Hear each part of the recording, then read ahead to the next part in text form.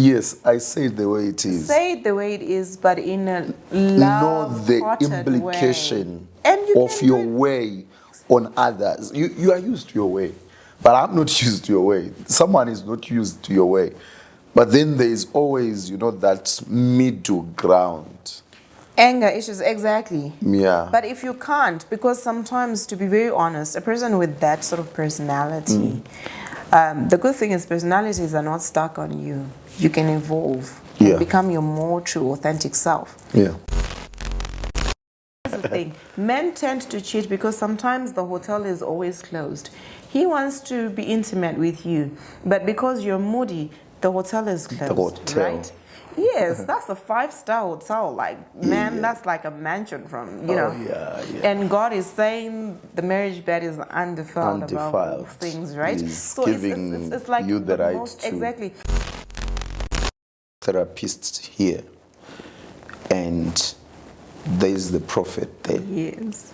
So I asked the therapist side. Yeah. And I wanted to ask, prophets are very spiritual. Yes. Do prophets need therapy? You Because- do. Prophets need therapy. Because Everybody needs. I had to go through therapy myself. Wow, that's good. And I remember I shared to one of Your light has come. Today is your day to soar. Prepare your heart and raise your voice. What are you waiting for? The old has gone, the new has come. Yes, we are born anew. The love and wealth he had restored cleanses the soul. Greetings, everybody. Welcome to your favorite podcast, the Love, Life, and God podcast, where we discuss everything love, everything life, and everything God. And I'm so excited because we're getting a lot of good feedback from people who are even suggesting other people that we can bring on this podcast so that we keep going on and on and on and on. I want to also encourage you to click the subscribe button and make sure also you click the notification bell so that whenever we post something, you are there and you're ready.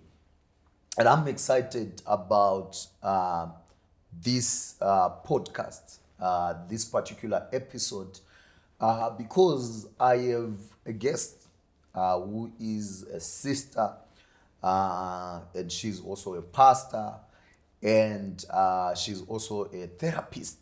So we're gonna get some therapy during this podcast. And I've known her and we have had conversations. So I had to call her and say, I need you on this on our podcast. And she then agreed. And I mean, you're gonna enjoy this podcast. So I'm joined today with my sister. I'm still struggling with pronouncing your name, but I'll try. Please. Sottovoce. Yes, thank you. Sottovoce Ruach. Is that Sottovoce Ruach. Ruach? Oh. Thank you. All right. And thank you so much for coming to this podcast. When I invited you, Thank you for inviting me. It's an honor. you're welcome, and it's an honor too. But tell me, when I invited you, why did you come? Because honestly, this is, I think, one of the most relevant podcasts currently. It touches on the real stories, real issues, and it transforms lives. This is more like ministry on its own. It's very transformational, and the audience is just right. And that's very important. I mean, before I started, I had to have conversation with friends.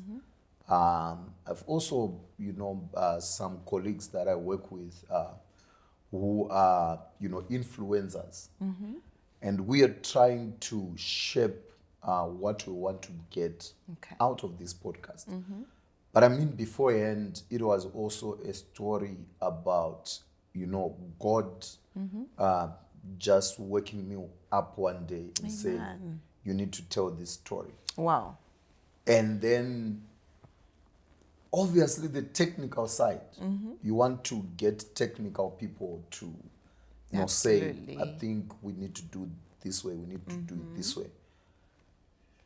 And one of the things that I've always then said, I said, this is not a podcast for controversy.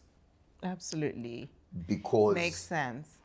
yeah, I love that because I was actually discussing one of those podcasters with my sister the other day and was saying, you know what, it started so well, but right now it's just all about controversy. It's sort of like, seems like you're now just looking for attention, yeah. looking for clout, and it ceases to actually be healing. Because the idea, I think, with this, the reason why I came here, I felt this is more about healing people rather than getting a lot of attention over nothing. I get it because I also mean that the idea of this podcast is to talk about what's happening in the community. But I feel like what you are saying, that if then it doesn't translate Exactly. to healing, because Exactly. this has happened where And we're getting them on a podcast. yes. And most of the time, then you also, I don't also even know, but I think as a social scientist, I also know, the need and value the need that when you have heated conversations with people, Yes. where people then air out, Exactly. their views or speak things that are deep within them, it also has to be, coupled with therapy. Oh, wow. I love that. I do love that. Like, genuinely. And I don't know, at the background, do these things then happen? They don't in most cases. That's the reason why you see on some of the podcasts people now want to strangle each other, because there are issues that are too deep. Yeah. Like when we're disclosing certain things, that it's so important for people to get therapy in the background, like pre-show therapy and post. And this is not like therapy which is divorced to the actual podcast. No, like It's just like, okay, we're like going part to talk of about it. this. Are you ready? Do exactly. you think you are ready? What are the things that you're going to say? How are they going to affect Exactly. your person or life, or even the other person Exactly. that you are even talking about? Absolutely. And the post. And, well, I think I'll look at it like HIV testing. yeah. You need to prepare somebody before they actually do the test, and you actually need to sort of like understand their mindset to say, okay, if it doesn't come out negative, how are you going to take it? Oh. Because this is going to affect you. So there are certain podcasts that you really know this one really needs for there to be therapy, pre and post. Yeah. Whatever the outcome, people need to get the relevant help. So I love your thinking. I love it. It's like on point. Thank you. I hope I'm here. I'm almost the one most sharing their story, and I also believe, like my first podcast, I think I talked a lot about my personal life, but also I think it was not rushed. Okay. It was me thinking over time, how am I gonna say this? Wow. And even when you hear the whole story, and I'm there talking about my divorce, but I never talked about the other party. Okay. It was about me, because I don't know how the other party would receive, something that I'm gonna say. And sometimes, because you're on a podcast, there's pressure, there are people. And You might actually be tempted to go even off bound. Exactly. I do get your point. And also, it's also respectful to the ex when you don't sort of like drag them and look at their other side that possibly people may see as a negative side. Yeah. So I think I love the approach that you used. All right, so tell me, what's the importance of therapy as a therapist? Why should we go for therapy? I'll talk about myself. Firstly, when you're in training as a therapist, one of the first and most important and sort of like mandatory things is you get your own healing. Because in as much as we do believe that we can be wounded healers, we also know that if you're not healed yourself, you tend to project your feelings, your emotions into somebody else's story. So I'll give you an example. Whilst I was actually in school of therapy, I lost my mom. And it was hard because it was a cancer death. She was in Europe and I didn't know. The plan was to actually put her in a coma and then we go there and then we see her, but it just was just too fast. The cancer just took her so fast. They couldn't even put her in a coma just to keep her, for us to go and just get that closure. So it was so hard.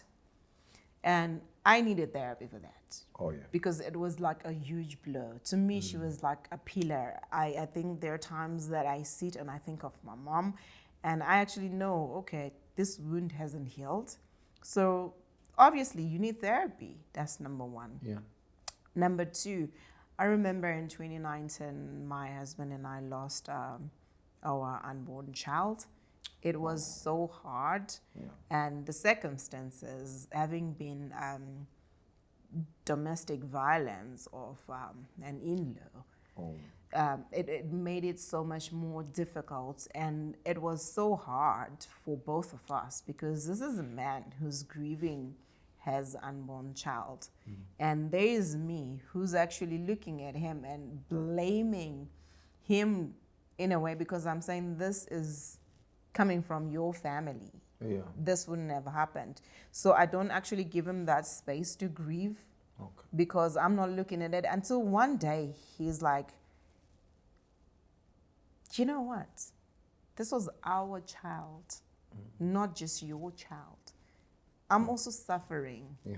I also was looking forward to, nurturing this pregnancy, seeing this child. And that gave me like a wake-up call. That's the day that I went deeper into male mental health exponency because I sat down, like literally, I was on his case constantly. I'll just be triggered and I'll just go and say, okay, right now we would have been at this stage and this, and this. And I didn't know I was wearing him down because in his heart, he's actually going through a lot. He's processing a lot. But at the end of the day, at that point, I chose not to get therapy because I thought, okay, I'm a therapist. Yes. I can figure this out. And your husband is a pastor. He's a prophet, yeah. He's a prophet. Yeah. And then there's your side. Yeah. Then you are in school of therapy. Yeah. And you're going. No, by then I was actually. Or by then you are. I'm actually done now. So do therapists need therapy? Everybody needs therapy. Like I'm saying, I need therapy because life happens to everybody. I'm a human. Yeah. In as much as, okay, obviously I believe we're spirits that have living bodies and we possess souls. Yeah. I'm human, right? And because I'm human, we live in a fallen world. Things happen to people. Things happen to therapists. I'm one person who looks at therapists and pastors and prophets with so much compassion. The reason is we are human beings. That was now my next question. You are a therapist here. And there's the prophet there. Yes. So I asked the therapist side. Yeah. I wanted to ask, prophets are very spiritual. Yes. Do prophets need therapy? You do. Prophets need therapy. Everybody needs I had to go through therapy myself. Wow, that's good. And I remember I shared to one of prophets. And I also think that, and I also learned, because when I was going through what I was going through, every close man of God that was there, whenever I shared, or whenever I also was very closed in. But I know there are people that reached out to me. And whenever I talk to a man of God, there was a scripture and prayer. It's hard for me. I'm not ruling, that importance of We the love spiritual that. side. We love it. But at some point, I think I was fed up, because Thank you are you. telling me about the scripture that I really know, Thank you. that I've used. Thank you. Thank you 1,000 times. Thank you. I remember I was going through something. I went to this pastor and I mentioned this thing. And the pastor is telling me things that I know. I wake up to the Bible. I love my me time with the Bible. But I love how my do me we time help with you? the Holy Spirit. What is it that you don't know? That- Being a pastor and a therapist, both. I'm you're a pastor and I'm a spiritual. therapist. You can intercede for me, right? That's number one. Number two, you can counsel me. But one thing that pastors don't seem to know is the one thing that therapists know. It's called validation. Validation is where I sit with you in your pain for as long as you need to. Okay. So it might be once every week. For me, it's normally 16 weeks. Yes. I sit with you in your pain 16 weeks. once a week Yeah. for an hour Okay. as you tell me everything you've been through and how hard it was for you. Okay. What we do when we push scripture on a person, what we are saying is, no, God loves you. You know, you're a chosen one. You know, it's not our loss, it's their loss. And we go into that. What we are saying is, I feel If like it's we are funeral, they wrapping arrested. a It band-aid. was God's time. Which God's time? Because the devil is a thief who came to steal, kill, and destroy. So for me, it's not every death that I think is God's there's time. just that rhetoric, It's sad. like Bible school, Exactly. or religious kind of Sit with me in playing my pain. 1, 2, 3, go. So Ask me, we yes. are taught in Bible Ask school me how how to much deal it with, hurt. how to just say it was God's time. God has taken his flower. But not every Bible school. My college, we don't do that. No. Not every. I guess it's the doctrine. Depends on which doctrine you have. But at the end of the day, the idea is to say, okay, number one, when you don't know what to say, sit with a person in silence. Okay. Silence is very powerful.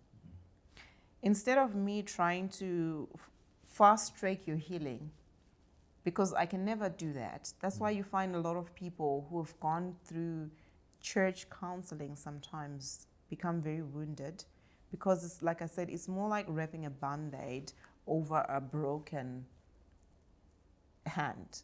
Okay. What you need is to unwrap that, clean it up thoroughly, and you need to actually stretch those bones. Yeah. And that's the sitting with the pain, where I'm sitting with you and I'm saying, okay, Sitting with the pain. what emotions are you feeling? Yeah. For example, when someone loses their loved one, you can be very angry with everybody, Yeah. including God. Yes, that's true. So me How did I trying to lose cover it up and tell you it was God's time, you're like, how did God give cancer to a 6-month-old? And it's not God, it's the devil. He's the one who brings disease. So what you're saying is you're blaming God for something the devil has actually done. And people end up saying, I don't want anything to do with this, God. Yeah. Someone's marriage is breaking. They're going through hell in that marriage. And you tell them, oh, don't worry. God knows. He's got a plan. God says, I hate divorce. And you're telling me he's got a plan? A plan that But I allows... also think it's the same God that yet lies. It's the same God that had, a lot of things Adultery, that things that lead to divorce. Yes. But here's the thing. Yes, so people then don't look at what could have been. And a lot of pastors also then say, then the Bible says, you can only divorce on one ground, I do understand. which is adultery. And that is what the Bible says. But it even goes, the Bible the way I interpret that scripture, these guys go to Christ and said, okay, so what if this wife was married to this and this and this, right? Yeah. And then she does this. And then they're talking about, what about the law of Moses? Moses says you can get a divorce decree, right? Yeah. But Christ answers and says, in the beginning it was not so. However, because of the hardness of your hearts, Oh, yeah. Moses gave the decree. Yeah. So it wasn't God. It's never God's plan. It was actually men's hard hearts that sort of like twisted Moses' arm to put the issue of the divorce decree. Yeah. If everybody was to divorce the person that has cheated and done all things, I'm not saying I'm in support of all those things, but I'm saying sometimes that person needs the love of God, the one who's cheating, not the one who's being cheated on. I hear you, I'll sit with you. Those ones, I really sit with you. Yeah. And I really, if I'm on the pastoral side, I really shower the love of God and allow God to love on you and heal you.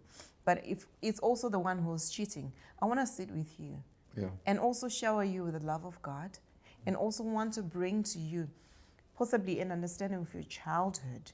What is it about your childhood that maybe is leading you into that sort of lifestyle, into those patterns? Because, okay, let me give you an example. Men tend to cheat. Sorry, women. I love you so much, my sisters. But here's the thing. Men tend to cheat because sometimes the hotel is always closed. He wants to be intimate with you, but because you're moody, the hotel is closed, right? Yes, that's a 5-star hotel. Like, man, that's like a mansion from, you know. And God is saying the marriage bed is undefiled above all things, right? So it's like the most, exactly. And he says the only time that you should refrain is when one of you is in prayer and fasting upon agreement. So that means if I say to the prophets, you're fasting, I'm not fasting, I don't agree, we need to get this on. We need to get it on. I get it. Why? Because there's the aspect of temptation. Yeah. But here's the reality.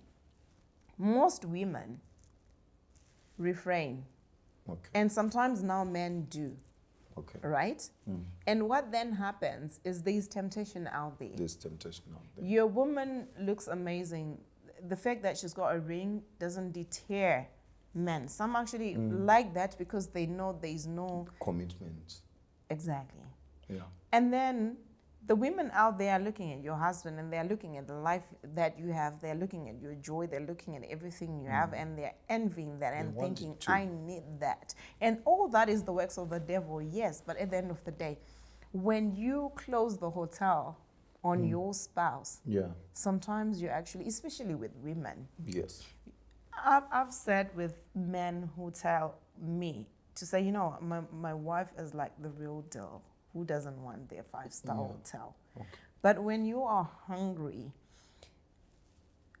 you know, a 5-star hotel, there's clean sheets. Everything is clean. Yes. Everything is nice. It's cozy. It's very comfortable. The food is amazing. And then, you know, you relax. Everything is awesome. You travel a lot. Yeah. However, if you're hungry, tired, you need room service. You are just gonna, exactly. But the thing is, if it's closed, if you get there, you've paid everything for this hotel. You get there, there's no water. You get there, and no, you're told we're closed. We're not allowing you in. You're like, but why? You plead, you beg. You don't know. Sometimes it's like check-in. Exactly. Is at 2 p.m. Exactly. And then it's hard. Check-in can be at 3 a.m. Guys. Okay. Whatever time, but if then it's closed, right? Yeah. You need to sleep. You need to eat. Yeah. You're hungry. A man is gonna eat on the streets. Yeah. They're gonna buy from the vendors Yes. because that are they selling know on the street. the hotel doesn't. Yes. cater. Or you find a simple B&B that's cozy enough, but very accommodating. I spoke to one man, and men cheat for the silliest reasons sometimes. Yeah. In quotes. One man said, it's about the remote. It started because of the remote control. All right. He says he loves soccer, and he gets home, he never gets a chance to have the remote. There's like Telemundo Exactly. and Some some Nigerian Indian. Absolutely. I wouldn't stay. So this man that. says, but we've got one TV, and so he says I love One couch sometimes. Yeah, he says I love soccer. So this is a lady from work, and she also loves soccer. Age. And Work wife. that's now a thing. I think we'll talk about that. We'll talk about that sometimes. You talk about something. We'll talk about that later. But you talk about something that I'm interested in, which has effect on relationships, and that is childhood trauma. Absolutely. And I discover that I have childhood trauma actually. I grew up with my grandma, and but I think because I think the life then that I lived then has given me the resilience that I have Now. up to now. And then there are also these things, our grandmothers would talk with their eyes, like that The more eye. they look at when you, that eye looks at you, it's telling you know. go and sit down right now. It's telling you, can you stand up? Can you stop what you're doing? Or you go and sleep, keep quiet. It was like eye language. You understand immediately. And you understand it. And then there was, if you do something wrong or something that is perceived that you did, if she's going to beat you, Blue, black. the time that you are crying, she's beating you and saying, To be quiet. Keep quiet, keep quiet. Then the next time you get a beating and you are quiet, You're too stubborn. you are too Why are you not stubborn. crying? Why are you not crying? And the time that you want to explain something, You're talking You are back. talking back. The time that you don't explain, you're stubborn. You're ignoring. And you get the beating for everything. Yeah. So now, if someone is gonna raise their voice on me, now, It traumatizes. Someone- It triggers. someone raises their voice on me, Yells I'm at no longer you. interested. Like I shut down. I don't know what to do. I don't know if I respond, then what is gonna happen if I don't. So I choose. That's like, a okay, freeze mode. Yeah. Like the 4 trauma responses. There's freeze, fight, flight, and fawn. So that's a typical freeze mode. freeze, Fight, fight, flight, flight, and fawn. and fawn. So basically, yours is a freeze because you okay. freeze into that state where you zone out, and Alright. it can go even deeper, where there's what we call dissociation. Dis- With dissociation, you always normally find it with people, for example, who've been very abused, for example, or Alright. childhood molestation and rape. Okay. What happens is they gets to a time where the child just lays there Yeah. and knows this is going to happen, and sort of like they have, like I said, we are spiritual. Yeah. And psychology also acknowledges some of those things where you sort of like get out of your body Yeah.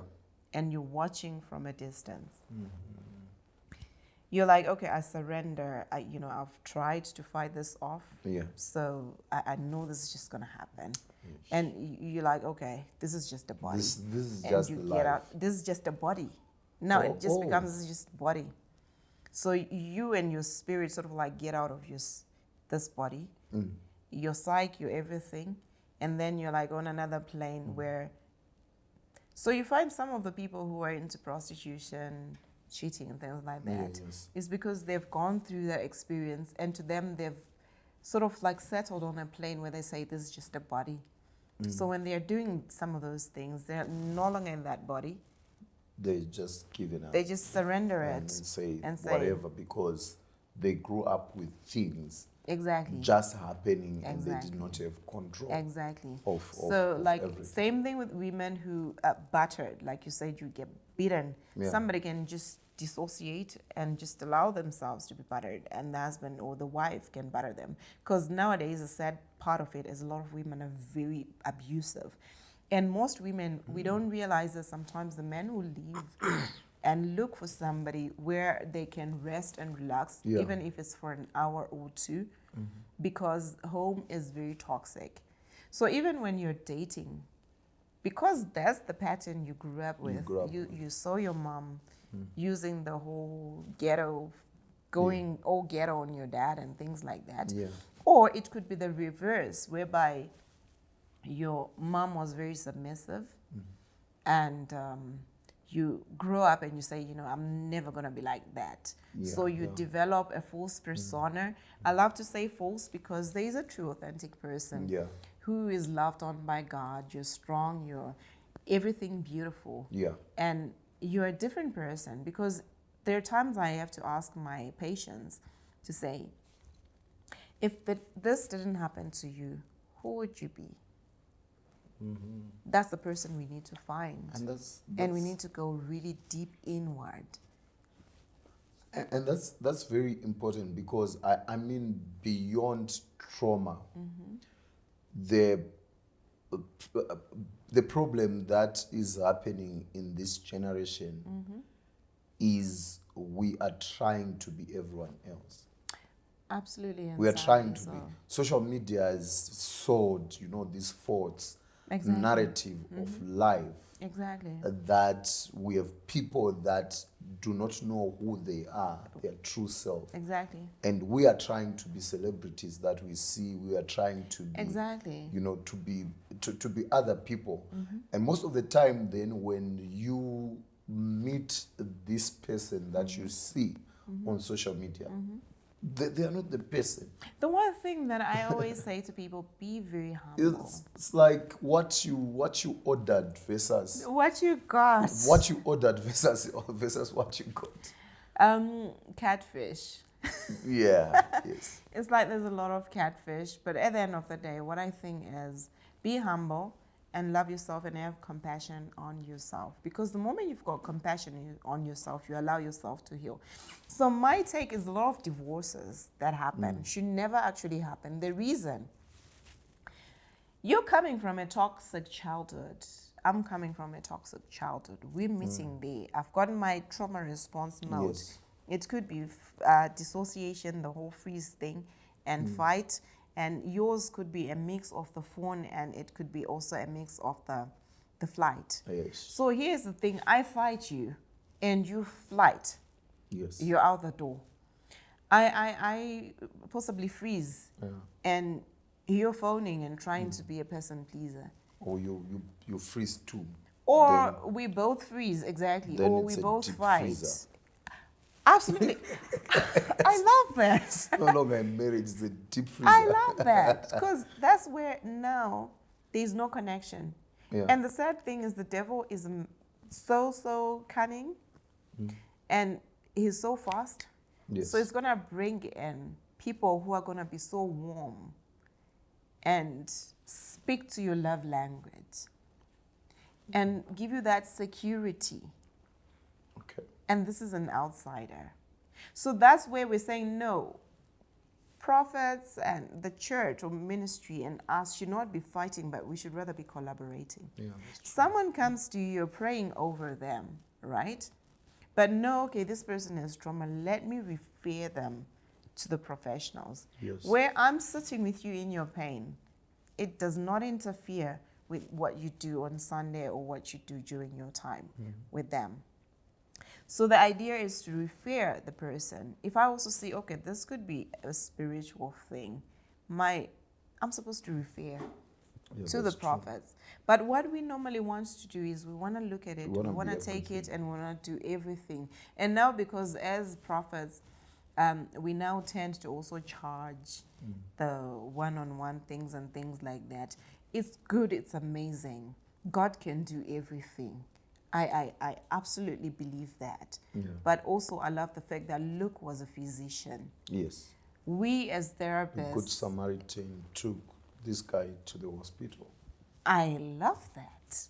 So be the Good Samaritan prophet who's helping this person on the spiritual thing, the altars, the evil, ancient evil altars and everything, but also bring this person so that we And- work on their mindset. And we also don't discover that some of the people that we are dealing with spiritually are not even at a level of even understanding the spiritual thing. Absolutely. That they are still raw in terms of their Babies. babies. Yes. And if they are babies, then the Bible talks about the renewal of the mind. Of the mind, as the which- first level Thank you.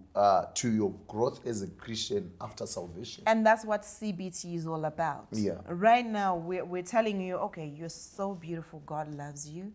You're so amazing. You do not need to wallow in this pain. You don't need to continue to freeze because now, normally when you are traumatized at a certain age, you're sort of like stunted into that age. So you're stuck in a 7-year-old mindset. Whenever something like yelling in your case comes, you're stuck on that. I remember I got married thinking, okay, I need to sort of like defend myself over everything. So I was defensive with the in-laws. I was defensive with the husband. I was just a defensive person. I in the world, I went around defensive. I would think everybody is just out to get me. Why? Because my father's sisters, I saw them always attacking my mom. That's the narrative I saw. My grandma, I always saw her attacking my mom. Family gatherings, I would just see attacks. And I got to a point where my mom was just so submissive. Like I think I always say she was this amazing person who could take on the world. She would stand on any international platform. She would knock into any office and she would end up, she was just a force. Yeah. She had this energy that would just make things happen. Like as I'm sitting here, if I needed something to happen, my mom would make it happen with just one phone call. Yeah. She was that influential. So, yeah. Not an influencer on social media, but she would make things move. So would you say you're used to getting everything that you need? Oh no, At my all. mom was a no-nonsense person. But anyway, the thing is, when it came to my dad, she was just so submissive to a point that I felt like submission in women was toxic. That's the narrative that I got. Because there were times I'll just see her cry a lot. And I thought it was a weakness to be a submissive wife. So in as much as my authentic self is very submissive, I love being led. I look at my husband and as the Lord that he is. Now, that's like way deeper. Like this is it's going to be our 13th anniversary. Wow. But it took time for me to get into that place where I'm sitting and I'm thinking, yes, it's actually better when you submit. It's actually better when you're led. It's actually better when you... But the child in me was stuck in a state where I thought I had to fend for myself. I had to make sure I'm making things happen. Yeah. I had to make sure. So this is not my authentic self. So there's always faults. It's like you're tapping into masculine energy whereas you're all feminine. You're all feminine. Like, hear me talk. There's absolutely nothing masculine there. So you're tapping into the wrong energy, which Yeah. is the toxic thing that we're seeing with a lot of women who've got daddy issues. Oh, yeah. They are always tapping into the masculine and going on overdrive with it, trying to achieve, trying to prove this, trying to prove that, and it's very toxic. So now when you're getting into a marriage, you're not able to submit to your husband. You're not able to embody the feminine energy, which you ought to as a woman. Okay. And what it does is it sort of like threatens the masculine in your husband. Because like there are two I get it. kings in the home. And I think submission has actually become an issue. But I want to then continue driving our conversation towards childhood trauma, and then people meeting and trying to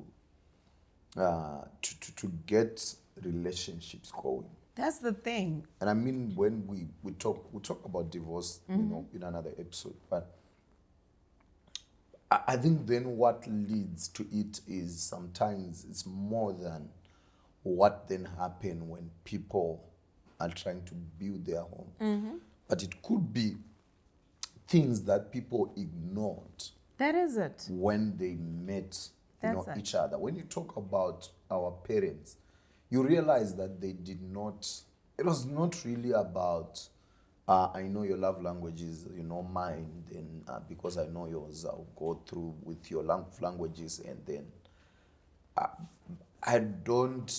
there was more into, we know their family. They are from a good family. So you're paired. We know they're our church members, so They're we well go to up. church together. Not even good, should but they're have well been, up. Yeah, brought up in a religious family. And when I look at my mom and dad, it was just my dad going back to the rural areas, and my grandmother saying there was a girl who came here to work in the fields, and she was so good, she was so respectful. My dad, then they were called to do some Arranged more work. marriage. Some more work. My dad then had to, take them home, got home late, and then it was like, where were you? Go back. Go back where you were, and then go to the aunts, and then boom. And they've You're been done married for. 35 years. Wow, that's amazing. But do you realize that nowadays people are sort of like failing, like you were saying, you want to bring it to childhood trauma. Yeah. Like I said, you're coming from different families Yes, with yes. different maybe patterns. The simple Ways ways upbringing. of doing things. Yeah. I remember getting into marriage and my husband coming from his family. My mom would do this for my dad. And I'll be like, I'm not your mom, you know. And I'm there. Yeah, sometimes men, we need also to realize we didn't marry our moms. Yeah, but at the same time, is at the that same our time, moms are the models of wives that we know. at the same time, it wasn't all bad, right? There are also things that maybe I could have taken and adjusted to say, oh yeah, this one. Because one thing that I would tell every woman is like, okay, it would be amazing if you could actually be best friends with your mom-in-law. Okay. Why? Because she's the one who will tell you how he likes his porridge, Yeah. how he likes what his favorite food and things like that, and how he likes this made and stuff like that. Yeah. But unfortunately, sometimes you're not the one they want for him, so they are guns blazing on you. And if you're coming from a toxic environment, you may also be guns blazing or ready to Yeah, retaliate. Defensive. But ready to instead of retaliate. being maybe very humble, humbling yourself, because love covers a multitude of sins and it also conquers all. Yeah. There is absolutely nothing that love can't do. Like I told you, my grandmother, when we grew up, she was something else. But my mom would love on her. It was just amazing how at the end of her life term, my mom was now the favorite. And we're like, what? But still we didn't pick it. We still didn't learn it. Yeah. We still didn't learn. The lesson we just learned is don't be too submissive. Because that's what trauma does. And when kids are exposed to certain things, they need therapy. But sometimes our parents either do not afford therapy But when you grow up and before you get into a relationship, like a serious relationship, you need to get to a point where you say to yourself, look, I have this pattern, especially when you see a pattern in your relationships. You meet a guy, you sleep with them, they dump you. You meet another guy, you sleep with them, they dump you, and things like that. Or you are always attracted to the same kind of woman. It's sad, but there is a law of attraction that is coming from the trauma that you endured as a child. And from that trauma, you are attracting the same type of woman. Okay. You are attracting the same toxic type of man.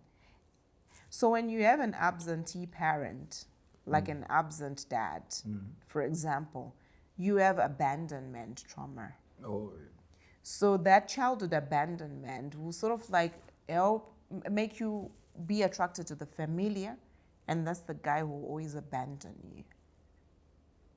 When your parents were toxic and very abusive physically, you're likely going to gravitate towards that. yeah. So it's like the law of attraction, but working subconsciously.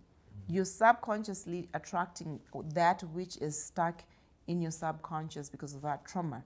So the most important thing is when you see certain patterns, or you just know, I was abused, or I probably have childhood trauma.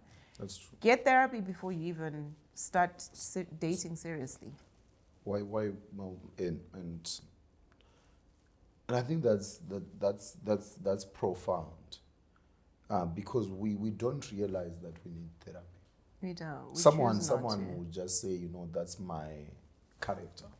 Exactly. But then the And moment someone will just say that's how I do things. But the moment I you didn't know find that- society is struggling with your Yeah. way and you're the 1 out of 9, Eish, a 1 out of 10, 1 out of 10. why is it that everybody thinks I've got anger issues?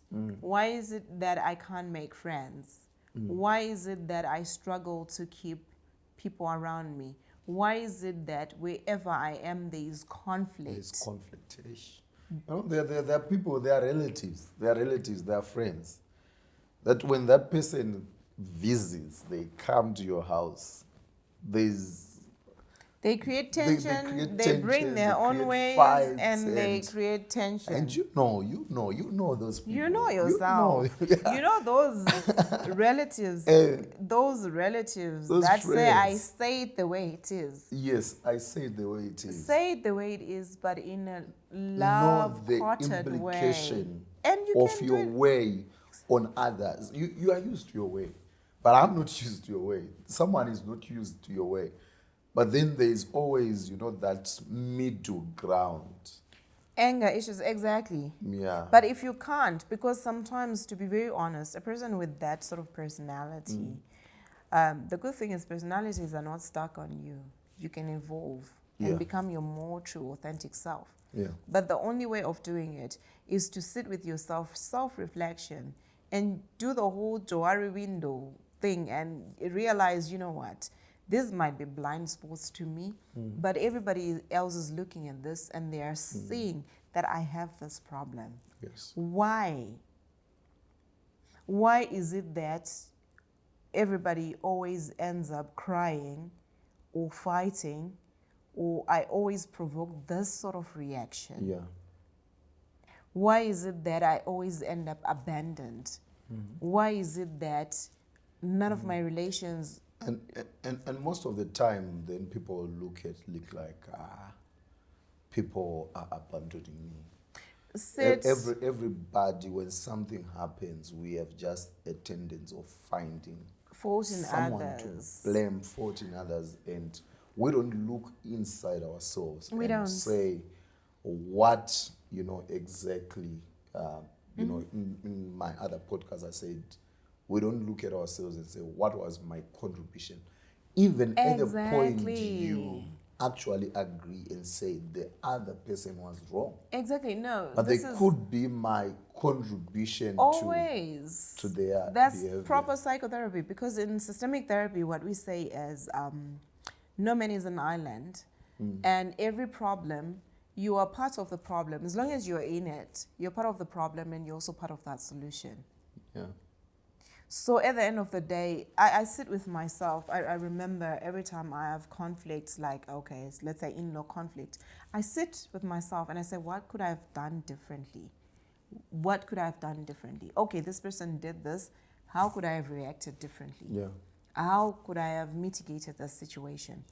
Okay, maybe if I had maybe backed down or maybe be silent or done this way, then this person wouldn't have, because there is what we call secular causality.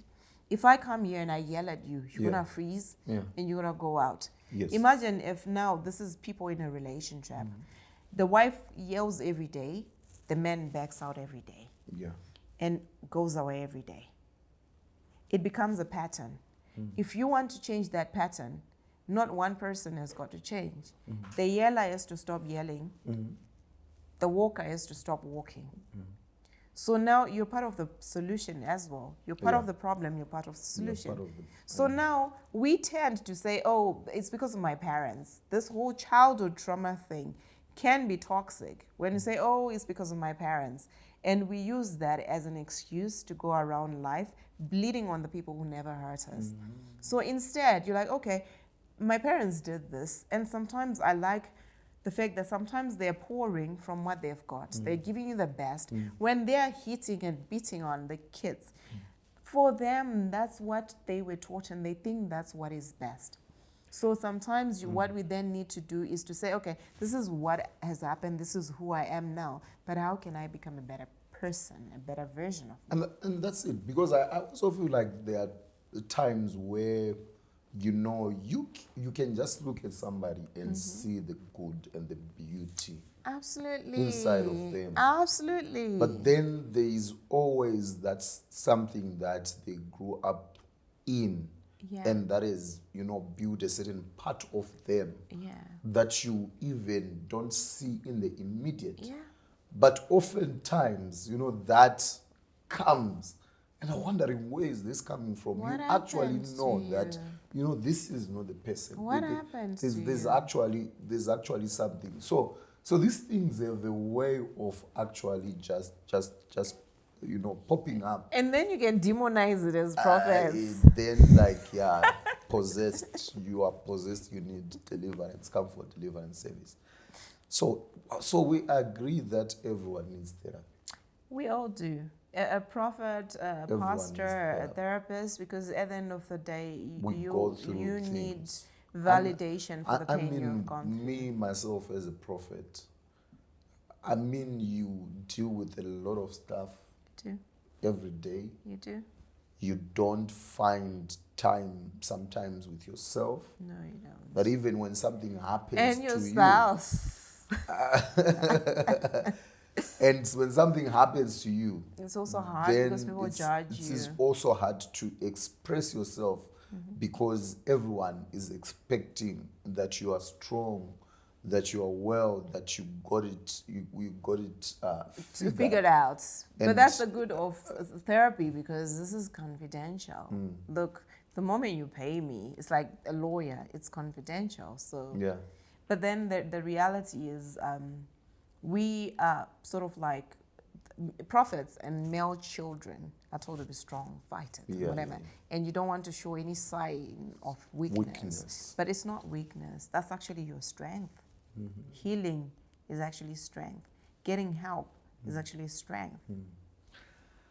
All right. I mean, we can go on and on and on and on, but I mean, this conversation, what I've gotten is that everybody needs therapy. Yeah, We have these challenges that we face in our relationships, in our marriages, in our daily lives. And I think one of the things that we really spoke about is childhood trauma and then how we carry it over into our next lives. And when we don't deal with it, we'll find, you know, ourselves, you know, having a challenge in our life with a lot of things. And sometimes we blame God for, you know, things that we should have dealt with in our lives. But the conclusion really is everybody We all need therapy. needs therapy. So thank you so much for joining us on this podcast, on this episode. And I want to keep encouraging you to share our podcast, tell somebody about it, invite somebody, share the link. Be sure to subscribe and be sure to click the notification button. And until the next episode, thank you for watching, and love, life, and God. We here.